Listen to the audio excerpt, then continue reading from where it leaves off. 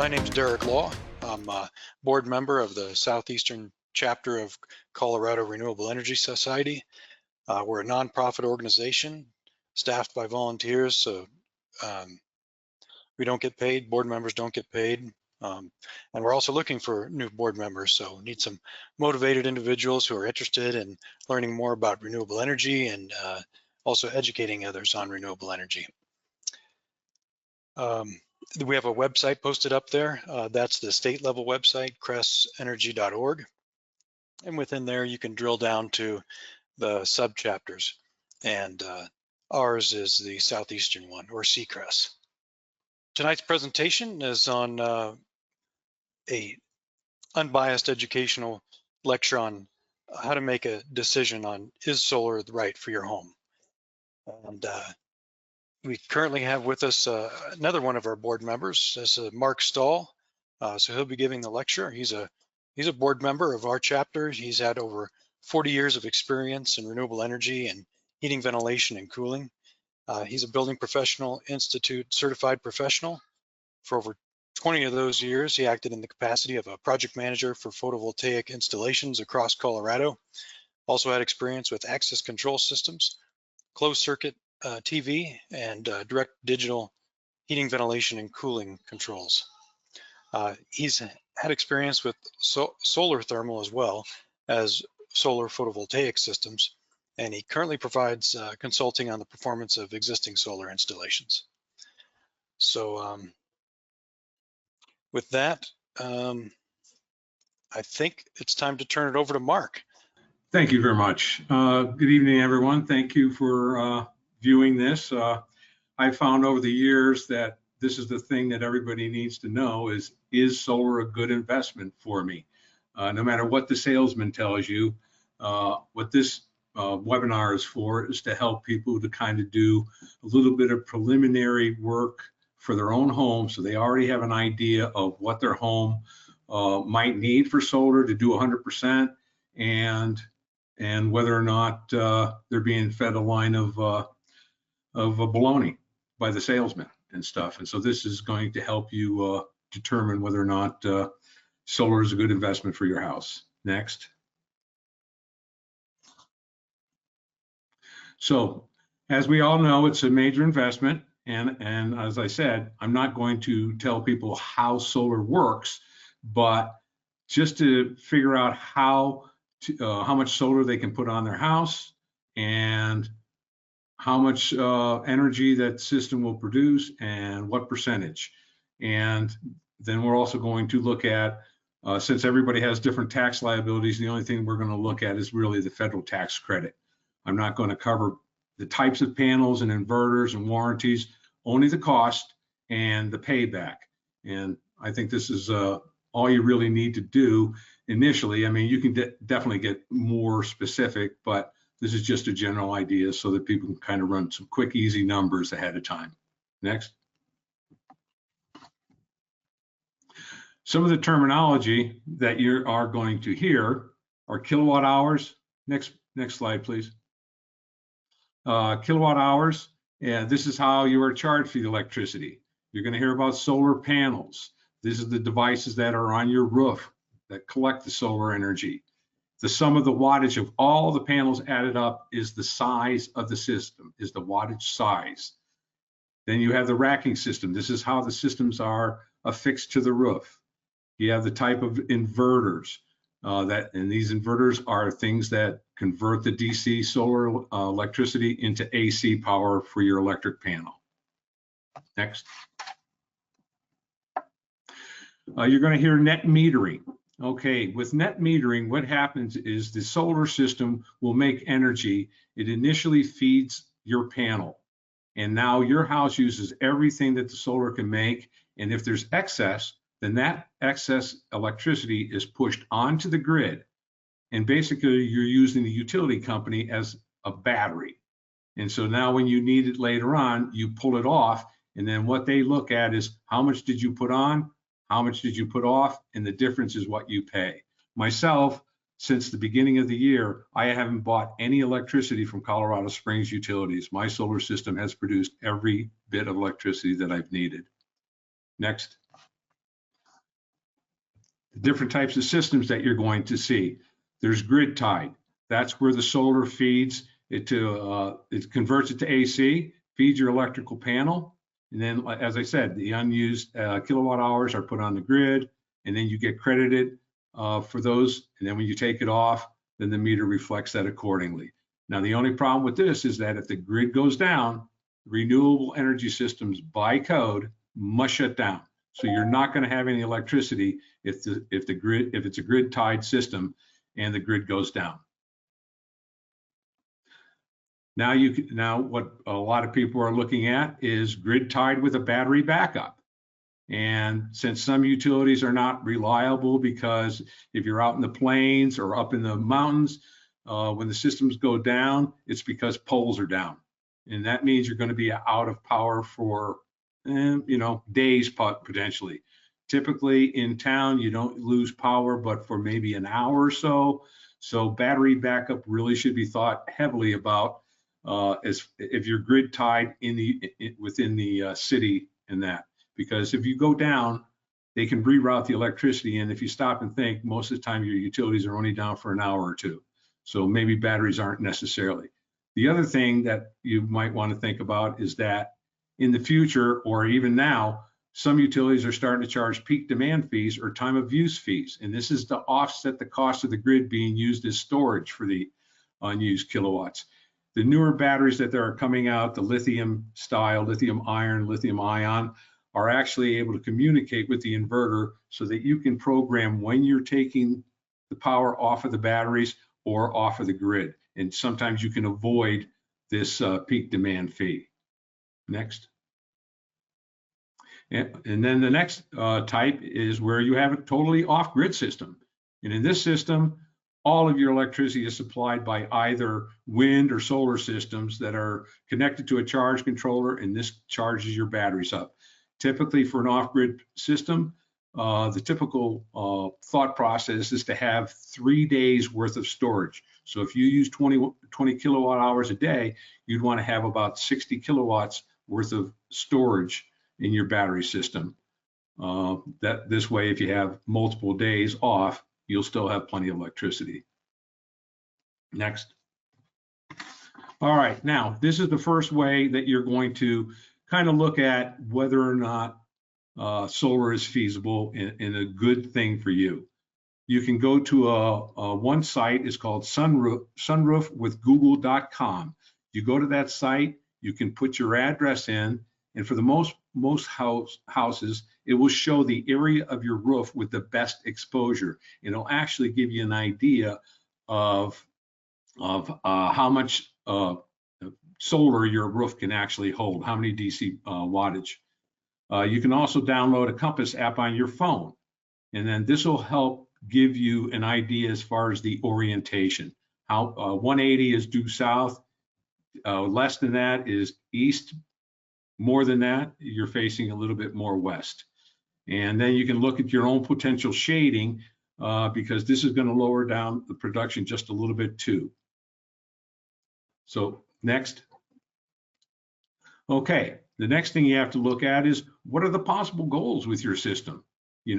Just to do your current energy needs, future energy needs? Are you going to enlarge the family? Maybe tax purposes. For some businesses, they might put the solar in, get the tax incentives, and possibly be able to buy new vehicles the next year. Do you need batteries as a safety net? Are you doing it just to offset the utility cost and fees, or are you just doing it to be green? Next, or possibly you might be going into your EV. You might be getting an EV.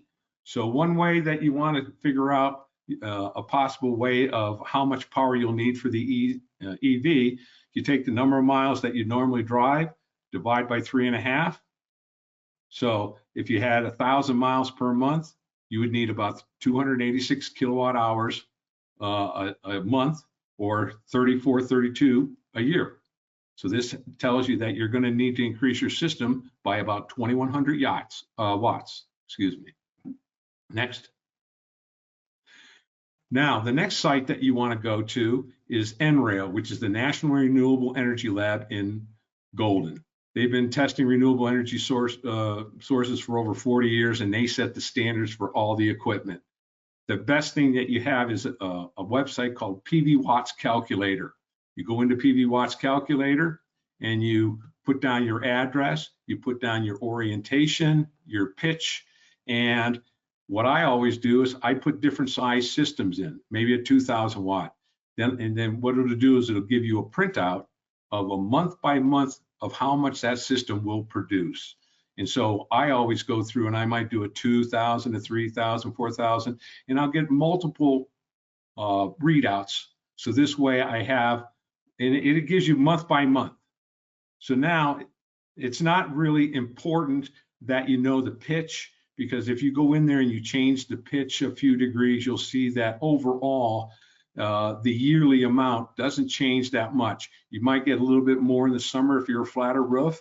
If you're a steeper pitch, you might get a little bit more in the winter, but it's solar is an average. It's not an exact science. Next. This is what you're going to see at the PV Watts Calculator website. And see where it says get started, that's where you'll put your address in. And then when you go to go, then you'll put down the size of the system and the information of the orientation in that. Next, the size of the system. And this is what you're going to get printed out. See the AC energy? See in January, here's a system that produced 646, and see how it increases in the summer. And then this system would have a total of 95, almost 9,600 watts of kilowatt hours a year. Next. Okay, this is the way. This is an easy little way of calculating how much production a system could do. Typically, NREL says it's about 77% and it's 5 3/4. I always just say 75% for 6 months, or for 6 hours, I mean. So you have a 6,000 watt system, 75% of that is 4,500 AC watts, or 4.5 kilowatts per hour. And since they do 6 hours, that system would generate 27.5 kilowatt hours a day on the average. Now in the summertime, you'll have higher production, wintertime, you'll have a low, because it's an average on the yearly basis. Next. See, and there's our example. This is how I arrived at it. 6.5 times, that's 4.5 times the 6 hours, there's the 27, and there's the system, 9855.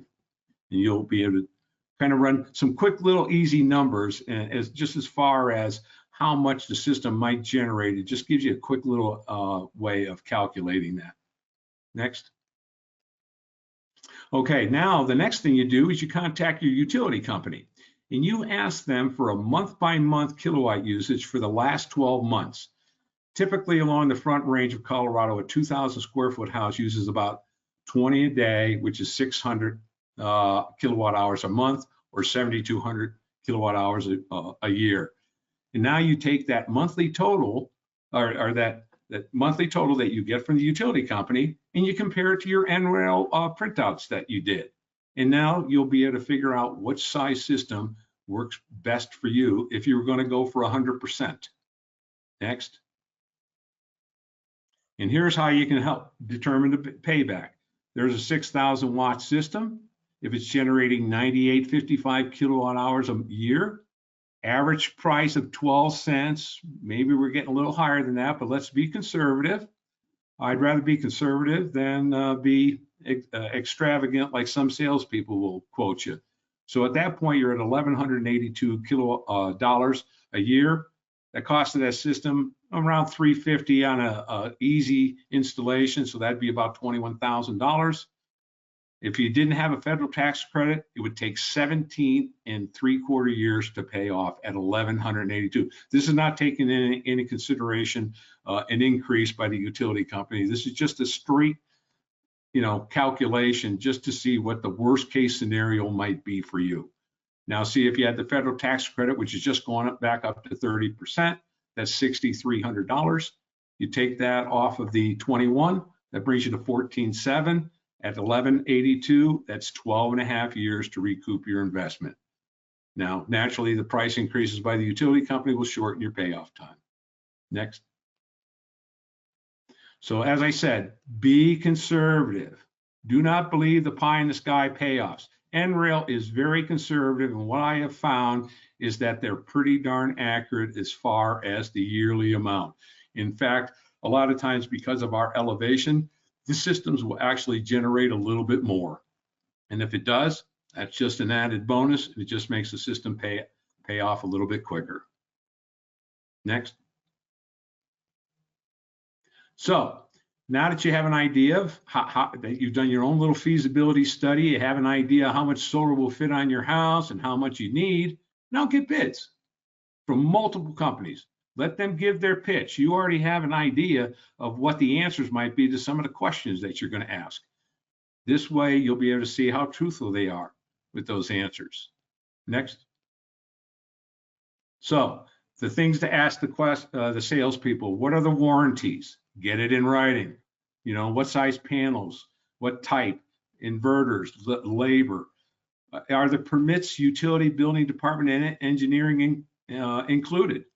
Are the installers NABCEP certified? That means they are trained to install the solar systems. Is monitoring included? You know, it's nice to be able to look at your system from your phone or from your computer to see how well your system is doing. And do they see any potential shading issues? Does it include squirrel guards? Because there are some squirrels that love the outside wrapping of these solar systems. I don't know what it is, but they do. Now, is your electric panel sufficient for adding the solar system? This is a critical thing. You want to make sure that you don't want to have your panel upgraded, because this could add a $3,500 to $4,000 cost to you. The last thing is time period from signing of the contract to installation. The last thing you want to do is sign a contract and all of a sudden they find out that they're 6 months down the road before you can get your solar system installed. So that's a critical thing to nail them down. You know, when I sign my contract, when are you going to get the installation started? So that's it. Step 10, 11, next. So Solar United Neighbors is a nonprofit organization that can help you find a reputable company. And then once you find the right solar company, you'll be on your way to making your own energy. And as I say, welcome to the solar community. And that's my presentation for right now. I'm open for questions. Hey, thanks, Mark. There's a question from Martin Volkner. Could you speak to the recent push to install a home battery alongside solar? In this context, people should know that the bidirectional EV chargers are arriving in 2024, which allow homeowners to use compatible EVs as a vastly larger battery. I'm not as familiar with that aspect, since it's somewhat new, where they're all trying to adopt the Tesla charging system and stuff. But on the solar side, typically what you'd want to try to do is, if you can, charge the system when the solar system's running. You know, if you can charge your system up. Otherwise, you're putting it on the grid, running, and then when you pull it off, you're pulling off the same kilowatt hours that you didn't use earlier in the day, if it's excess power. So basically, it's a lot cheaper to use the utility company, if you can, as your battery. If you don't have to have a battery, you shouldn't, you know, you don't need to go to that expense. It's quite a bit of added expense. I know that an 18.5 kilowatt battery alone can cost $12,000.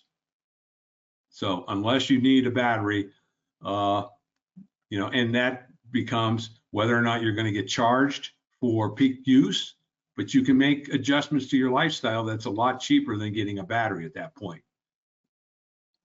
I hope that answered your question. Okay, another question from Lucia Brown.